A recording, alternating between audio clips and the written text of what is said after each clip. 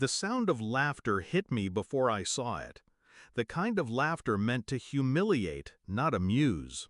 I stepped into the ballroom, gift bag still in hand, and froze. There he was, my wife's CEO, down on one knee, holding out a ring that sparkled under the chandelier. And his words cut clean through the air. "Will you leave your poor, impotent husband and marry me?" The room erupted. Champagne glasses clinked. Suits shook with laughter. And then she smiled. She didn't hesitate, didn't even glance at me. Yes.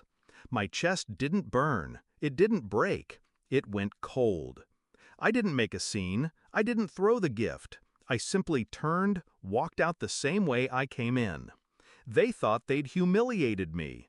They had no idea what they just set in motion.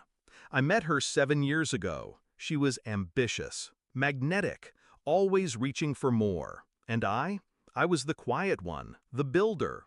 She called me her anchor. I called her my light. And for a while, it worked.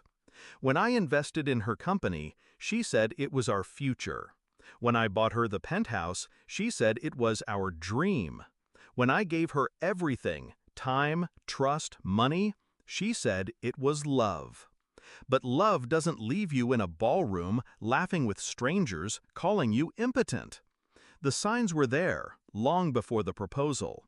Late nights at work, trips that didn't include me, the way her phone flipped face down when I entered the room. And her CEO, slick smile, rehearsed charm, always too close.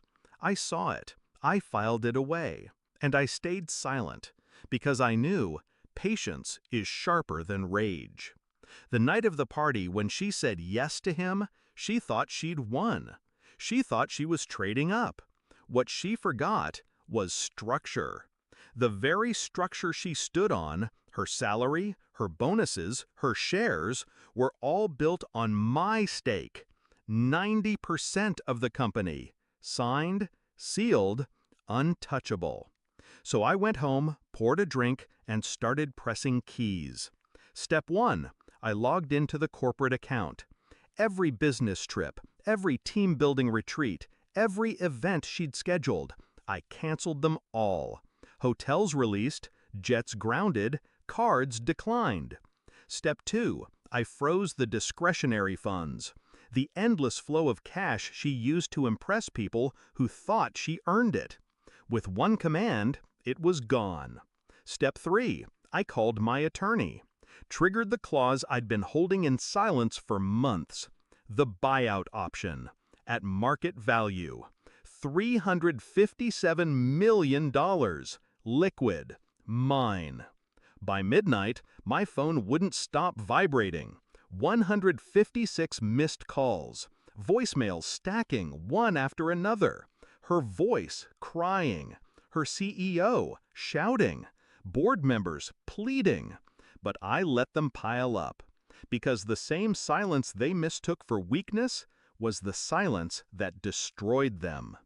At 2 a.m., there was a knock at my door. Not frantic, not timid, deliberate. I opened it to find her. No makeup, hair undone, eyes swollen from tears. She looked smaller than I remembered. Not the glittering woman under chandeliers, just hollow. "Please," she whispered, "we made a mistake." I studied her. The woman who had laughed at me hours earlier. The woman who had chosen spectacle over loyalty. I didn't shout. I didn't spit venom. I simply asked, "Do you know what I did tonight?" Her lips trembled. "They told me.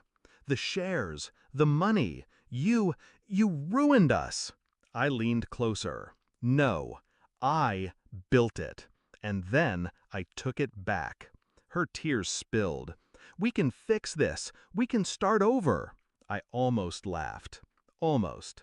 Instead, I stepped aside, letting the silence answer. She didn't come in. She knew she wasn't welcome. In the weeks that followed, the empire crumbled. The CEO was ousted in disgrace. His proposal leaked online. recorded by some guest eager for gossip. Headlines called him a predator, a fool.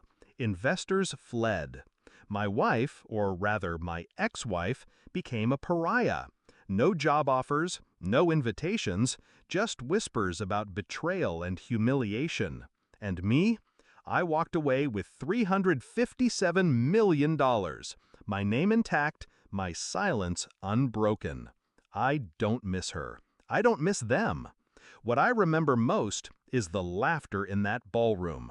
The sound of dozens of people mocking me, certain they were watching my downfall. But here's the truth. I don't raise my voice. I don't beg. I don't fight in the open. I wait. I calculate. And when the moment comes, I don't just win. I erase.